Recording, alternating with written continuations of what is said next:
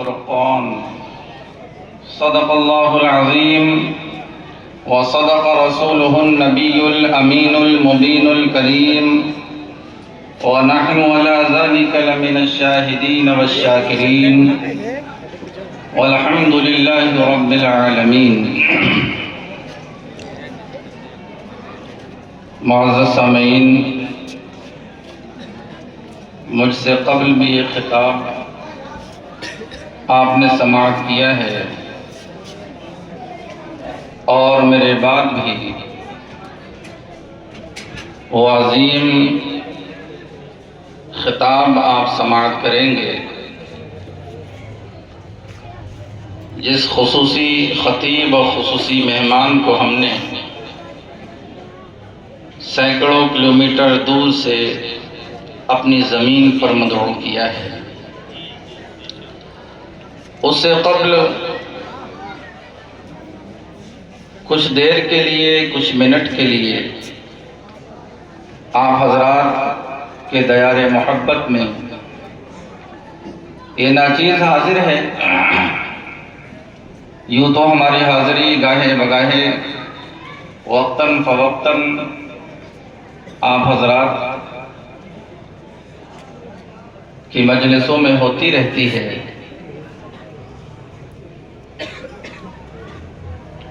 آج کی محفل بڑی عظیم ہے اور بڑی مخصوص محفل ہے، کیونکہ وہ عظیم قلعہ جسے ہمارے بزرگوں نے ہماری زمین پر کسی زمانے میں قائم کیا تھا، وہ اپنی پوری آن بان شان کے ساتھ متحرک ہے، وہ اپنا کام کر رہا ہے۔ وہ قلعہ جو ہمارے بزرگوں نے، ہمارے آباء و اجداد نے ہماری پیدائش سے بھی پہلے ہمارے مستقبل روشن کو مد نظر رکھتے ہوئے دین کی بقا اور دین کے درد کو محسوس کرتے ہوئے جس عظیم قلعے کو ہمارے محلے کی آگوش میں رکھا، جسے مدرسہ کہا جاتا ہے، وہ پوری طرح کام کر رہا ہے، وہ پوری طرح متحرک ہے۔ بس اسی کے نتیجے کہ جشن پر اس محفل کا انعقاد کیا گیا ہے۔ لہذا کچھ ہی دیر کے بعد آپ اپنے نگاہوں سے دیکھیں گے کہ اس مدرسے نے آپ کو کیا دیا ہے اور آپ نے اس مدرسے کو کیا دیا ہے۔ بہت زیادہ وقت نہیں ہے، میں بس چند باتیں عرض کرنا چاہتا ہوں میرے عزیز۔ اس سے پہلے ہم اور آپ مل کر بارگاہ رسالت مآب صلی اللہ علیہ وسلم میں درود پاک کا نذرانہ پیش فرمائیں۔ پڑھیں اللہم صلی علی سیدنا و مولانا محمد کما تحب و ترضى بأن تصلی علیہ صلاۃ و سلام علیک یا رسول اللہ صلی اللہ تعالی علیہ وسلم۔ قرآن کریم کو جن بچوں نے حفظ کیا ہے، جو بچے حافظ ہوئے ہیں،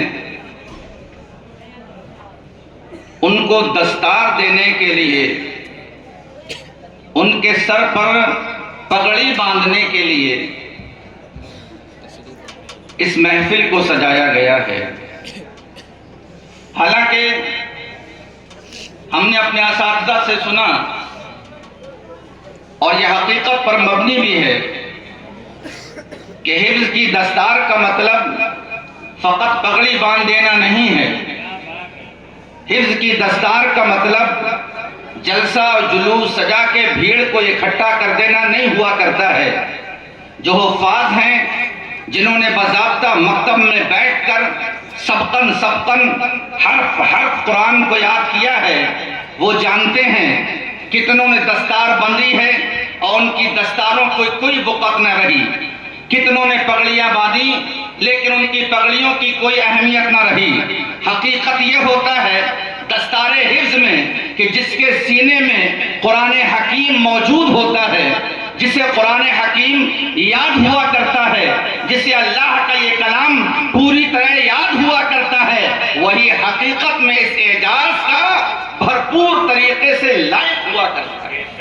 اور ہمارا یہ مدرسہ الحمدللہ یہ کام بخوبی کر رہا ہے کہ فقط دستار لپیٹ کر، امامہ لپیٹ کر پوری فارمیلٹی کرنا یہ مدرسے کا کام نہیں ہے، بلکہ میں نے خود دیکھا ہے، ابھی اسی مدرسے کے مدرس قاری شاہد صاحب نے ابھی 1 مہینہ پہلے اپنے مدرسے سے فارغ ایک حافظ قرآن کو، یعنی ایک اپنے شاگرد کو آستانہ مخدوم اشرف لے جا کر اور مخدوم پاک کی بارگاہ میں بٹھا کر ایک نشست میں پورا قرآن پڑھوایا، خود بھی سنا، مخدوم پاک کو سنایا۔ دستار پہلے وہاں دلوائی ہے، بعد میں یہاں دستار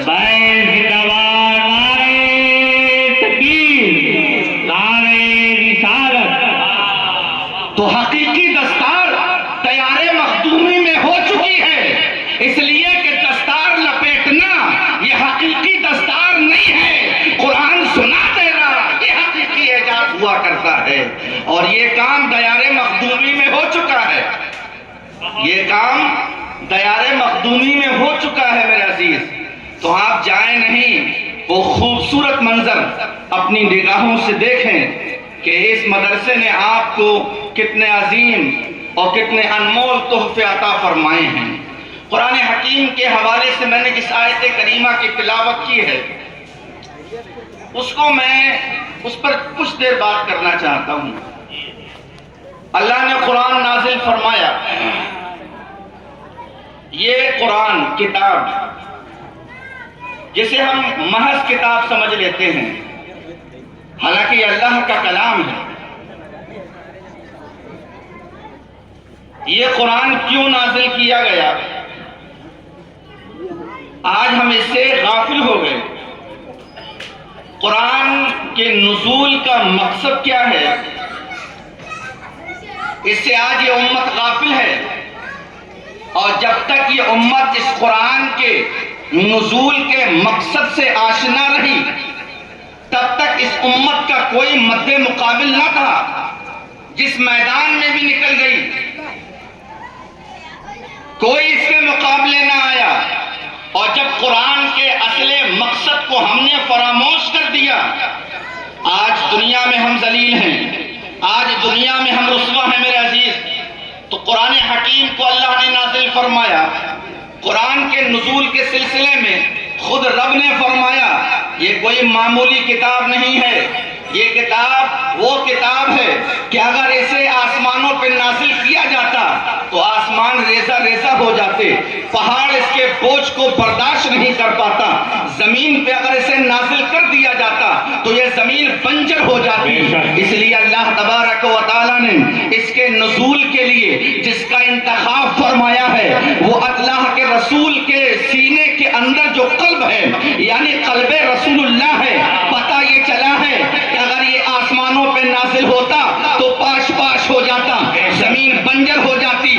قلب مصطفیٰ پہ نازل ہوا، پتہ یہ چلا کہ جو بوجھ زمین نہیں بلکہ پوری کائنات برداشت نہیں کر سکتی ہے، اس بوجھ کو قلب مصطفیٰ برداشت کر سکتا ہے۔ لہذا پوری کائنات سے سب سے زیادہ پاورفل اور سب سے زیادہ طاقتور کائنات کے اندر کوئی شے ہے تو وہ قلب مصطفیٰ صلی اللہ تعالیٰ علیہ وسلم۔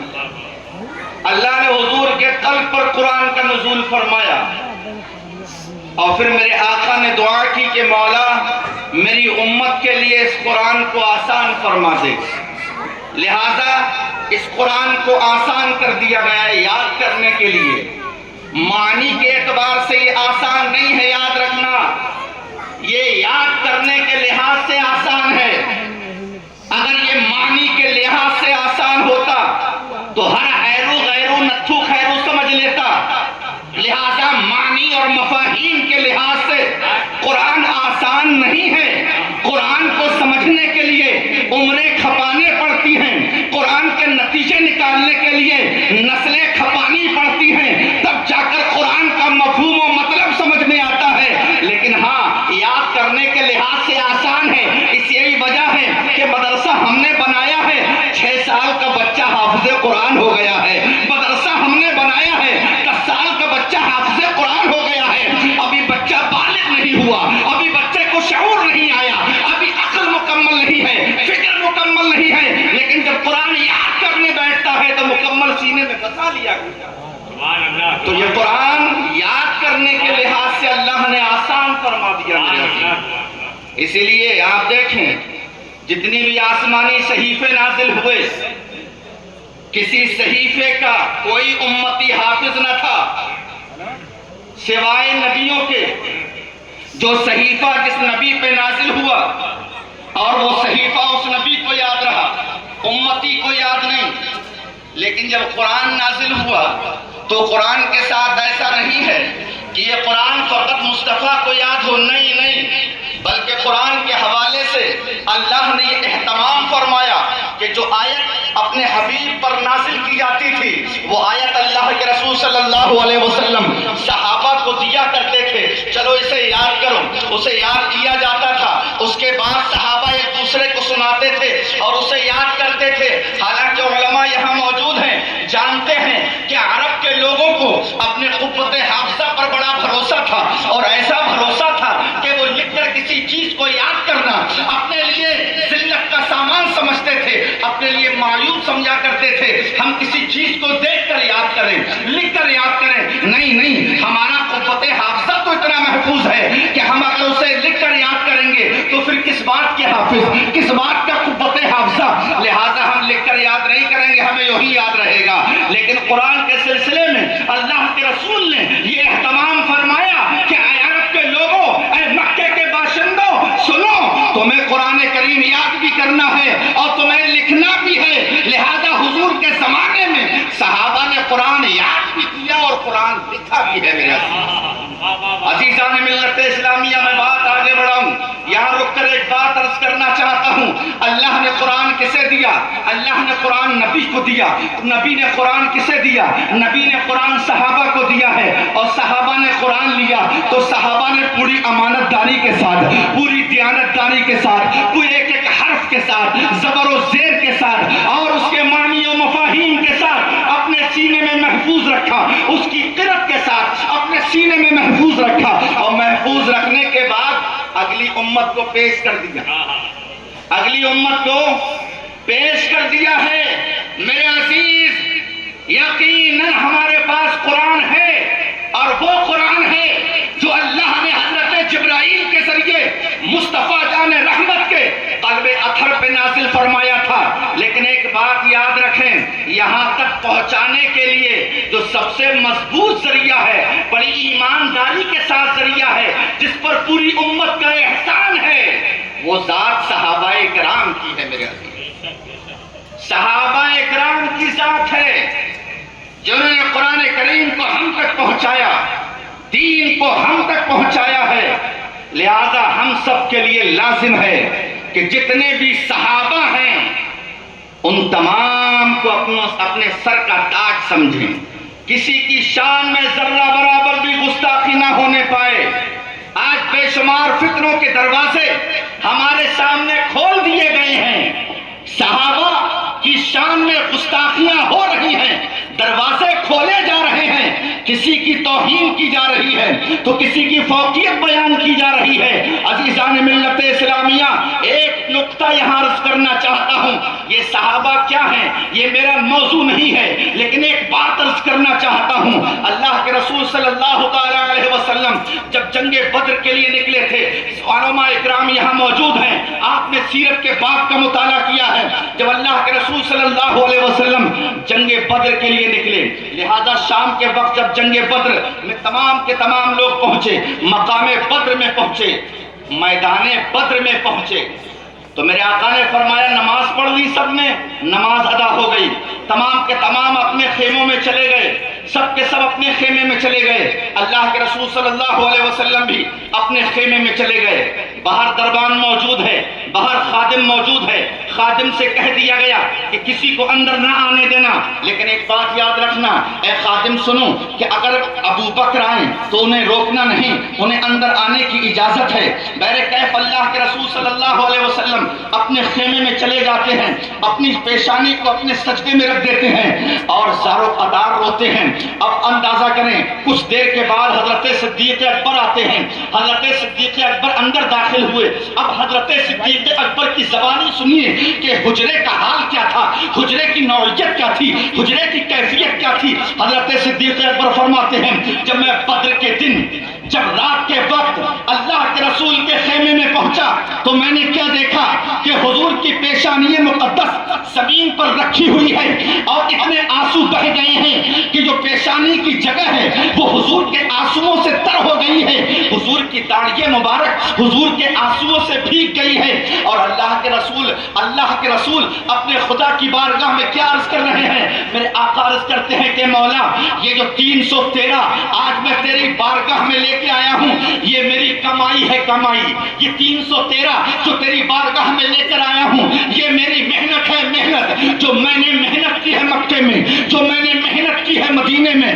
وہ سب کے سب تیرے لیے آئے ہیں۔ ان میں نہ کوئی جیتنے کے لیے آیا ہے نہ کوئی ہارنے کے لیے آیا ہے۔ اگر میں انہیں حکم دے دوں یہ سب کے سب اپنی گردنیں کاٹ لیں، اگر میں انہیں حکم دے دوں یہ سب کے سب دریا میں کود جائیں، اگر میں انہیں حکم دے دوں یہ سب کے سب آگ میں کود جائیں، یہ سب تیرے لیے مرنے آئے ہیں، یہ تیرے لیے مٹنے آئے ہیں مولا، یہ میری کمائی ہے، یہ میری کمائی ہے مولا۔ یا اللہ اگر یہ سب کے سب مر گئے تو زمین پر پھر تیرا کوئی نام لینے والا نہیں ہوگا میرے عزیز۔ عزیزان ملت اسلامیہ، یہ کون کہہ رہا ہے؟ یہ وہ انسان کہہ رہا ہے جسے رسول اللہ کہا جاتا ہے۔ میرے آقا نے فرمایا اے اللہ یہ میری کمائی ہے، اگر یہ ختم ہو گئے، یہ مر گئے، یہ مٹ گئے تو پھر زمین پر تیرا نام لینے والا کوئی نہیں رہے گا، ان کی لاج بچا لے۔ میں عرض یہ کرنا چاہتا ہوں صحابہ کرام اس مقدس جماعت کا نام ہے کہ اگر یہ جماعت نہ ہوتی تو دین ہم تک نہیں آتا میرے آقا۔ اس لیے ان کی شان میں ذرہ برابر گستاخی نہیں، بے شک بے شک بے شک۔ گستاخی کا شائبہ بھی آئے ایسے لوگوں سے دوستی توڑ دیجئے، گستاخی کی اگر کہیں سے بو نظر آئے محفلیں چھوڑ دیجئے، وہ چاہے اپنے وقت کا کوئی کو نہ ہو، کتنی بھی بڑی پگڑی باندھنے والا ہو، کتنی بڑے جبہ و دستار پہننے والا ہو، صحابہ اکرام کی شان میں ذرہ برابر بھی اگر گستاخی کی بو آتی ہے چھوڑ دیجئے ایسے پیر کا دامن، چھوڑ دیجئے ایسے علماء کی سنگت، چھوڑ دیجئے ایسے محفلوں میں بیٹھنا، اس لیے کہ دین مصطفیٰ لے کر آئے ہیں لیکن امت تک پہنچانے میں دین کا سب سے بڑا جو کردار ہے وہ صحابہ اکرام کا ہے۔ نعرہ تکبیر، نعرہ رسالت، عظمت مصطفیٰ، عظمت صحابہ۔ عزیزان ملت اسلامیہ، صحابی کے دامن کو جب ہم مضبوطی سے تھامیں گے تبھی ہم قرآن کا فیض لے سکتے ہیں میرے عزیز۔ اگر ہم قرآن کی تاریخ اٹھا کے دیکھیں تو اللہ کے رسول کا جب انتقال ہوا تھا، آپ اس دار فانی سے جب رخصت ہوئے تھے تو قرآن تتر بتر تھا، کوئی آیت کہیں ہے، کوئی پارہ کہیں ہے، کوئی رکوع کہیں ہے، منظم طریقے سے نہیں تھا، کتابی شکل میں نہیں تھا۔ اللہ کے رسول اس دنیا سے چلے گئے۔ عزیزان ملت اسلامیہ، اگر کتابی شکل میں تھا تو لوگوں کے سینے میں موجود تھا، اگر کتابی شکل میں تھا تو لوگوں کے سینوں میں موجود تھا، ورنہ دنیا میں کوئی کتاب نہیں ہے۔ کسی کے پاس چند آیتیں ہیں، کسی کے پاس چند پارے ہیں، کسی کے پاس چند رکوع ہیں، ان تمام رکوعوں کو یکجا کرنے والی جماعت صحابہ کی ہے، رکوع پر رکوع رکھنے والی جماعت صحابہ کی ہے، قرآن پر قرآن رکھنے والی جماعت صحابہ کی ہے، پارے پر پارے رکھنے والی جماعت صحابہ کی ہے۔ عزیزان ملت اسلامیہ، وہ جماعت صحابہ کی ہے جس نے ایسے کتابی شکل دی ہے اور کتابی شکل دینے کے بعد پوری دنیا میں اس قرآن کی اشاعت کی ہے، اسے صحابہ کی جماعت کہا جاتا ہے۔ ورنہ یہ قرآن جسے آج دستار بندی ہوگی جس کے تعلق سے، یہ قرآن پھیلا ہوا تھا، اللہ نے نظام بنایا ایسا۔ جب اللہ کے رسول صلی اللہ علیہ وسلم اس دان فانی سے رحلت فرما کر گئے ہیں تو باضابطہ حضرت صدیق اکبر کی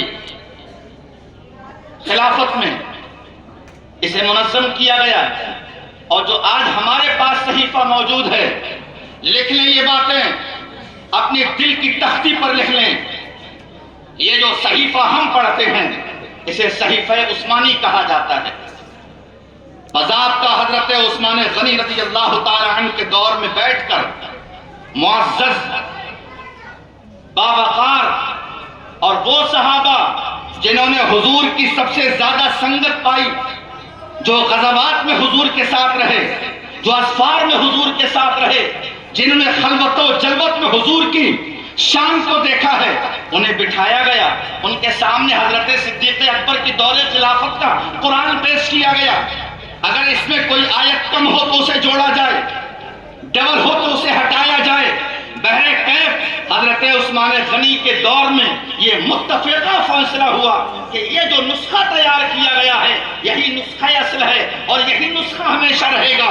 لہذا حضرت عثمان غنی رضی اللہ تعالیٰ عنہ نے اب کیا کیا، اس نسخے کے کئی نسخے بنوائے، اور اس کے بعد تمام عالم اسلام میں وہ نسخے بٹوا دیے، اور باضابطہ اس کے ساتھ ایک تحریر بھی بھیجی، اور وہ تحریر یہ تھی کہ اس کے علاوہ جو نسخے ہیں، اس کے علاوہ جو آیتیں ہیں، اس کے علاوہ جو پارے ہیں، اس کے علاوہ جو رکوع ہیں، انہیں نظر آتش کر دیا جائے، انہیں جلا دیا جائے۔ اب کے بعد پوری عالم اسلام میں اگر کوئی قرآن باقی رہے گا، کوئی صحیفہ باقی رہے گا، اللہ کی کوئی کتاب باقی رہے گی تو وہ یہ کتاب باقی رہے گی۔ سبحان اللہ۔ تو یہ صحابہ اکرام پر ہم پر بہت بڑا احسان ہے میرے عزیز۔ عزیزان ملت اسلامیہ، اللہ نے قرآن میں کیا فرمایا؟ ہدی للناس۔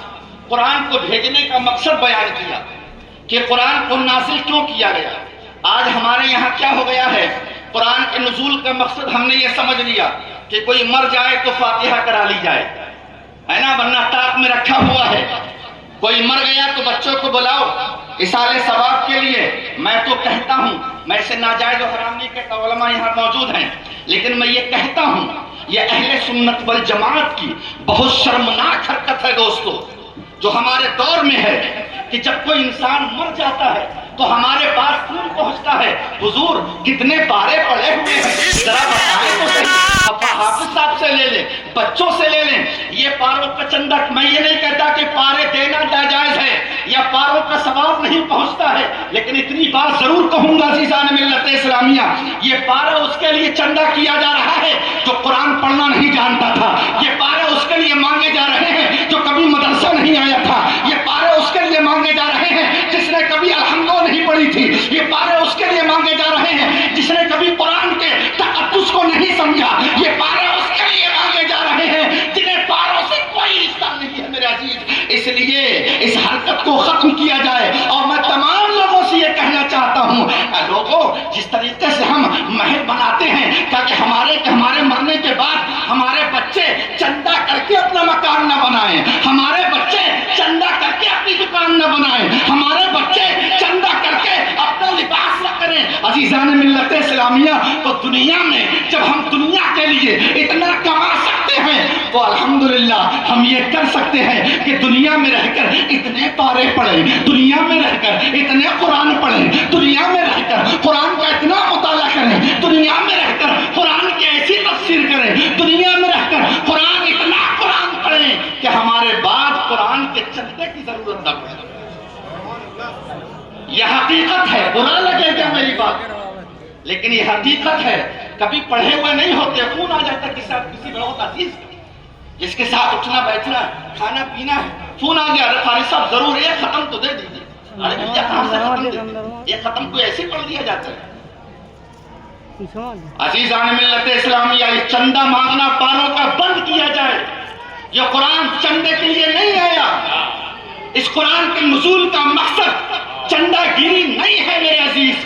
قرآن کا مقصد ہدی للناس وبینات من الہدی والفرقان، قرآن کا مقصد انسان کی ہدایت ہے میرے عزیز، یہ انسان کی ہدایت کے لیے آیا ہے۔ معزز سامعین، اور ہم نے اسے کیا سمجھ لیا، مر گیا تو چلو چندہ کر لیا جائے، اتنے پارے، اتنے درود، یہ سب ختم کی بہت ساری باتیں ہو سکتی ہیں اس پر، لیکن وقت نہیں ہے۔ بس اتنی گانٹھ باندھ لیں آپ کہ زندگی میں اتنے پارے پڑھیں، اتنا قرآن پڑھیں، اتنے ختم شریف پڑھیں، اتنا پڑھیں کہ اگر کوئی نہ دے آپ کے پاس اتنا سرمایہ ہو کہ جہاں آپ کو دفن کیا جائے ارد گرد قبریں جو ہیں، جو پہلے سے دفن ہیں، وہ اپنی قسمت پہ ناز کرے کہ ہمارے درمیان قرآن پڑھنے والا آ گیا ہے میرا یہ اعجاز بنائیں، چندے پہ نہ مریں عزیزان ملت اسلامیہ، چندے پہ نہ مریں کہ ہم مر جائیں گے تو قرآن کا چندہ کر لیا جائے گا، ختم کیا جائے گا رواج۔ عزیزان ملت اسلامیہ، تو قرآن ہدایت کے لیے۔ معزز سامعین، آپ اندازہ کریں اللہ نے قرآن کو کیا بنایا؟ ہدایت، یہ سراپا ہدایت ہے۔ ہم نے ردیہ اٹھا کے قرآن پر عمل کیا جائے۔ قرآن اتنا سخی ہے، اتنا سخی ہے، اتنا سخی ہے، کبھی اس کی سخاوت آپ قریب سے دیکھیں، اتنا سخی ہے کہ اگر کوئی اپنے دکان میں برکت کے لیے تلاوت کرواتا ہے تو اسے برکت مل جاتی ہے، کوئی رحمت کے لیے تلاوت کرواتا ہے اسے رحمت مل جاتی ہے، کوئی شہرت کے لیے تلاوت کرواتا ہے اسے شہرت مل جاتی ہے۔ توجہ چاہتا ہوں پوری گفتگو کے لیے۔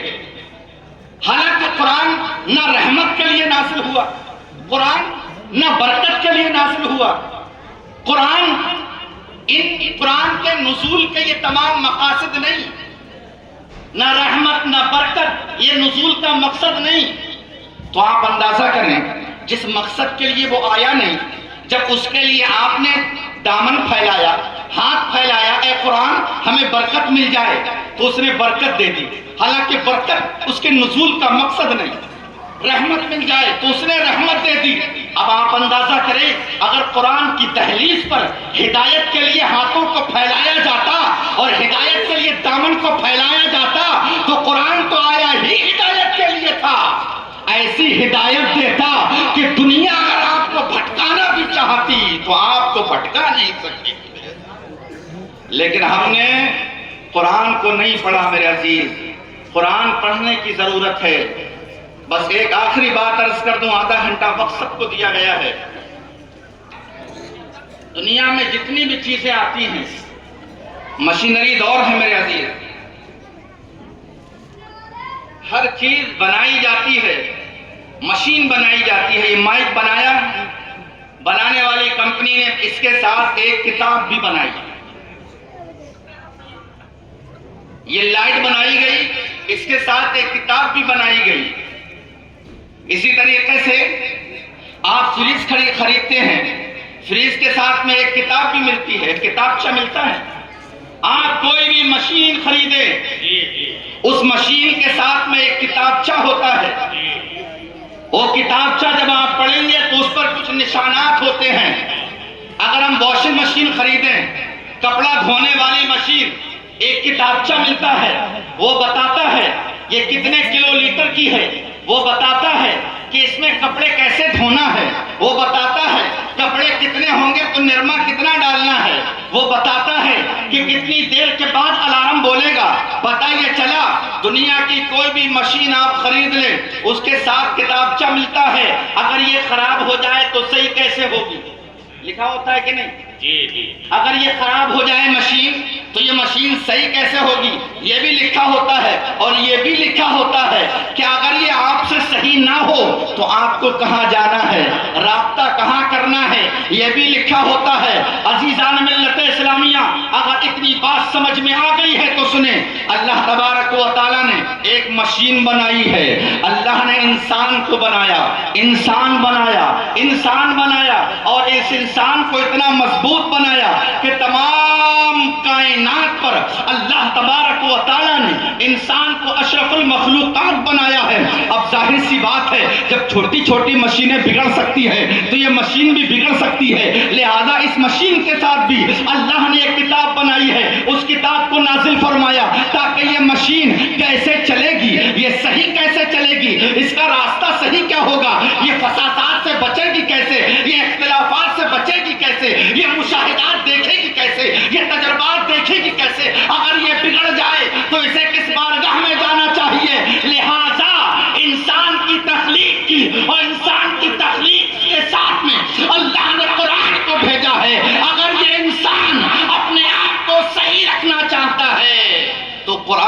کا دامن ضرور تھامنا پڑے گا میرے عزیز.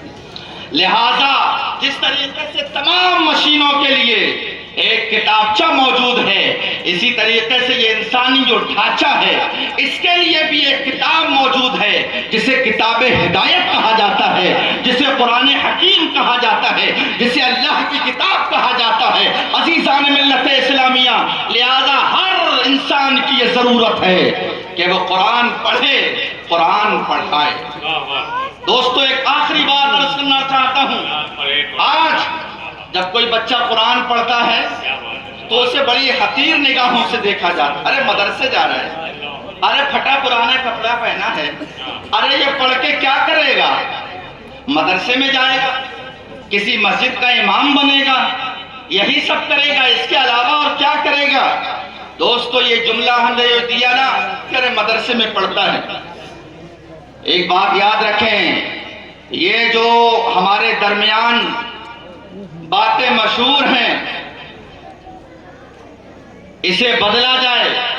کوئی بچہ جب قرآن پڑھنے مدرسے جائے یا مدرسے کا طالب علم ہو تو اس کے بارے میں یہ کہا جائے کہ یہ اعلیٰ تعلیم حاصل کر رہا ہے. بات سمجھ رہے ہیں؟ آپ کا بچہ چاہے ڈاکٹر بنتا ہو، انجینئر بنتا ہو، وہ کوئی بھی جماعت میں اول پوزیشن لینے والا ہو، لیکن یاد رکھیں یہ مدرسے میں پڑھنے والا جو بچہ ہے اس کی جو تعلیم ہے وہ اعلیٰ تعلیم ہے. یہ بات میں نہیں کہہ رہا ہوں، یہ بات اللہ کے محبوب نے کہی ہے. اللہ کے محبوب نے فرمایا خیرکم من تعلم القرآن وعلمہ، تم میں بہتر وہ ہے جو قرآن پڑھتا ہے اور قرآن تو اس فکر کو بدلا جائے، اس فکر کو ختم کیا جائے. کہہ رہے یہ مدرسے میں نہیں، مدرسے میں اگر کوئی جا رہا ہے تو یہ فکر دی جائے کہ یہ اعلیٰ تعلیم حاصل کرتا ہے. آپ خود اندازہ کریں، قرآن سے بھی بڑی کوئی تعلیم ہو سکتی ہے، قرآن سے بڑی بھی کوئی کتاب ہو سکتی ہے؟ نہیں. عزیزان ملت اسلامیہ، قرآن اللہ کے رسول کا وہ عظیم معجزہ ہے جو عظیم معجزہ فقط مکے اور مدینے اور حجاز کے لوگوں کے لیے نہیں تھا، بلکہ یہ قرآن صبح قیامت تک تمام انسانیت کے لیے ہے. میرے عزیز بے شمار انبیاء اکرام تشریف لائے، 1,24,000 انبیاء اکرام آئے. اللہ نے سب کو معجزات عطا فرمائے. حضرت موسیٰ علیہ السلام کو عصا دیا گیا، حضرت موسیٰ گئے، عصا کا پاور ختم ہو گیا. حضرت صالح کو اونٹنی دی گئی، ان کی حیات ہی میں اس اونٹنی کو ذبح کر دیا گیا. حضرت عیسیٰ علیہ السلام کو بہترین دم اور دم عیسیٰ عطا کیا گیا، لیکن ان کے ساتھ ان کا دم بھی اٹھا لیا گیا ہے. یہ معجزات ان انبیاء کو دیے گئے ہیں، لیکن یہ معجزات ان انبیاء کے ساتھ اٹھا لیے گئے. حضرت موسیٰ کا عصا موسیٰ کے ساتھ اٹھ گیا، حضرت صالح کی اونٹنی ان کی حیات میں ذبح کر دی گئی. دم عیسیٰ جو ہے وہ اسی وقت ختم ہو گیا جب آپ کو آسمان پہ اٹھا لیا گیا. لیکن قرآن اللہ کے رسول کا وہ عظیم معجزہ ہے کہ میرے آقا تو اس دار فانی سے چلے گئے ہیں، لیکن قرآن معجزہ ہے جس طریقے سے وہ آپ کی زندگی میں معجزہ تھا. آپ آج نہیں ہیں یہاں پر، لیکن پھر بھی آج وہ معجزہ ہے. آپ کہیں گے کیسے معجزہ ہے؟ بس آپ کہیں کیسے معجزہ ہے تو میں یہ کہوں گا قرآن کے حافظ مصطفیٰ کے دور میں تھے، آج بھی حافظ پائے جاتے ہیں. قرآن کے مفسر مصطفیٰ کے دور میں تھے، آج بھی پائے جاتے ہیں. قرآن کے مترجم مصطفیٰ کے دور میں تھے، آج بھی پائے جاتے ہیں. قرآن کے عامل مصطفیٰ کے دور میں تھے، آج بھی پائے جاتے ہیں. قرآن کے قاری مصطفیٰ کے دور میں تھے، آج بھی پائے جاتے ہیں. اور ایک اور آگے بڑھ کے یہ کہا جائے، یہ وہ قرآن یاد کرنے کرانے کی بات ہے. خود قرآن پر اگر یہ دیکھا جائے، قرآن نے کہا ھدی للناس، یہ اس وقت کے لوگوں کے لیے بھی ہدایت تھا، آج کے لوگوں کے لیے بھی ہدایت ہے. قرآن کا وہ جملہ جو صحابہ کے دور میں نازل ہوا، ذالک الکتاب لا ریب فیہ، یہ اس وقت بھی موجود تھا، آج بھی موجود ہے. یہ قرآن آپ کسی کے سامنے پیش کریں، یہودی ہوں، نصارہ ہوں، وہ چاہے ہندو دھرم کے لوگ ہوں یا کسی اور دھرم کے لوگ ہوں، یہ قرآن سب کو چیلنج کر رہا ہے. اگر تم واقعی اپنی طاقت رکھتے ہو، اپنی گویائی رکھتے ہو، فکر رکھتے ہو، آپ کو اگر ادبی دنیا پر عبور حاصل ہے، تو جس طریقے سے قرآن کی وہ آیت اِنَّا أَعْطَيْنَاكَ الْكَوْثَرَ فَصَلِّ لِرَبِّكَ وَانْحَرْ إِنَّ شَانِئَكَ هُوَ الْأَبْتَرُ.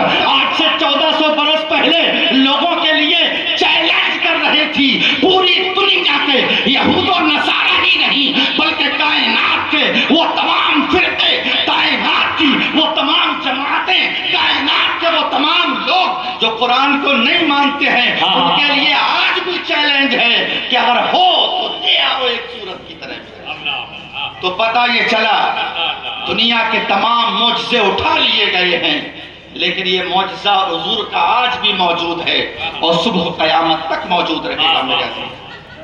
لہذا ہم سب کے لیے لازمی ہے میرے عزیز کہ ہم قرآن کو فقط پھونکنے کے لیے، قرآن کو فقط مرنے کے بعد اصال ثواب کرنے کے لیے استعمال نہ کریں. یہ بہت بڑا المیہ ہے دوستو، بہت بڑا المیہ ہے. یہ دیکھ رہے ہیں یہ سینے کے اندر جو قرآن ہے نا، اس تعلق سے ایک روایت موجود ہے. حافظ کو زمین میں دفن کر دیا جاتا ہے. آپ کیا سمجھ رہے ہیں اگر میں اس کے پاور کے بارے میں صرف خطاب کرنے لگوں کہ قرآن کا پاور کیا ہے تو گھنٹے گزر جائیں گے، لیکن وقت اتنا نہیں. ہمیں مہمان خصوصی کو سننا ہے. قرآن حکیم کے حافظ کے سلسلے میں یہ آتا ہے کہ جب حافظ کا انتقال ہو جاتا ہے اور اس کے سینے میں قرآن ہوتا ہے تو باضابطہ اللہ تبارک و تعالیٰ کی جانب سے زمین کی جانب یہ صدا آتی ہے، اے قبر، اے مٹی سن، تیری آگوش کے اندر کوئی اور نہیں، حافظ قرآن گیا ہے. وہ انسان گیا ہے جس نے اپنا پورا بچپنا قرآن کو دے دیا. وہ انسان گیا ہے جس نے اپنی رات کی نیندیں قرآن کو دے دی ہیں. وہ انسان گیا ہے جو کھایا پیا کم ہے، قرآن کو پڑھا زیادہ ہے. وہ انسان گیا ہے جس کو اپنی عزت کا خیال نہیں لیکن قرآن یاد رکھنے کا اسے خیال تھا. ایسا انسان گیا ہے جو راتوں کو اٹھ کو قرآن پڑھا ہے. ایسا انسان گیا ہے صبح اٹھتا تو پہلے قرآن پڑھتا تھا. ایسا انسان گیا ہے جو چلتے پھرتے قرآن پڑھتا تھا. ایسا انسان گیا ہے جس کی زبان کے پر ہمیشہ قرآن رہتا تھا. لہذا اے زمین، اے قبر، سن لے، یہ میرے کلام کا حافظ آج تیری آگوش میں آ گیا ہے. لہذا اس کے سینے میں قرآن ہے. قرآن اس کا پورا جسم تو کھا لے لیکن یاد رکھنا اس کا سینہ نہیں کھانا چاہیے. میرے عزیزان ملت اسلامیہ، یہ کیا ہے؟ یہ قرآن ہے میرے عزیز. لہذا ہم سب کے لیے لازم ہے کہ اگر ہماری عمریں زیادہ ہو گئی تو کیا ہوا، ہم پورا قرآن یاد نہیں کر سکتے لیکن قرآن کا کچھ حصہ تو یاد کر سکتے ہیں، قرآن کا کچھ ٹکڑا تو یاد کر سکتے ہیں، قرآن کے کچھ رکوع تو یاد کر سکتے ہیں، قرآن کی کچھ آیتیں تو یاد کر سکتے ہیں. اگر یہ آیتیں رکوع قرآن کی ہم نے یاد کر لی اور پورے اخلاص کے ساتھ یاد کر لی تو ہماری نجات کے لیے یہی کافی ہے. میرے دوستو، یہ قرآن وہ مقدس کلام ہے، اسے کوئی ہلکے میں نہ لیا جائے. یہ قرآن کہاں نازل ہوا ہے؟ قلب مصطفیٰ پہ نازل ہوا، اللہ کے رسول کے سینے پہ نازل ہوا ہے. اور جب کوئی حافظ قرآن پڑھتا ہے، جب کوئی قاری قرآن پڑھتا ہے تو اس حافظ کا کنیکشن ڈائریکٹ مصطفیٰ جان رحمت کے قلب سے ہو جایا کرتا ہے، رسول اللہ کے قلب سے ہو جایا کرتا ہے. آپ اندازہ کریں، ہم یہاں سے جاتے ہیں عمرہ کرنے کے لیے تاکہ گنبد خضرا پہ ہماری نگاہیں پڑ جائیں، لیکن قلب مصطفیٰ سے رشتہ بھی ہو جائے گا یہ ضروری نہیں ہے. ہم یہاں سے پیسہ خرچ کر کے جایا کرتے ہیں تاکہ مدینے کی زیارت مل جائے، لیکن رشتہ بھی قائم ہو جائے گا یہ ضروری نہیں ہے. لیکن قرآن وہ اللہ کی کلام ہے کہ جب بندہ پڑھتا ہے تو اس کا رشتہ مصطفیٰ کے واسطے سے اللہ تبارک و تعالیٰ سے جڑ جایا کرتا ہے. اس حوالے سے ایک حدیث پاک بھی ہے کہ جب بندہ قرآن پڑھتا ہے تو اس قرآن باضابطہ ایک ڈور ہے، ایک رسی ہے اور ایک حصہ قاری کے ہاتھ میں ہوتا ہے اور ایک حصہ اللہ تبارک و تعالیٰ کی طرف ہوا کرتا ہے. لہذا اللہ تبارک و تعالی ہم سب کو زیادہ سے زیادہ قرآن پڑھنے کی توفیق بخشے اور اس پر عمل کی توفیق بخشے. ہمارے بولنے میں کوئی خامی یا لغزش ہو مولا تعالیٰ اسے معاف فرمائے. استغفر اللہ ربی من کل ذنب واتوب الیہ وما علینا الا البلاغ. السلام علیکم ورحمۃ اللہ وبرکاتہ.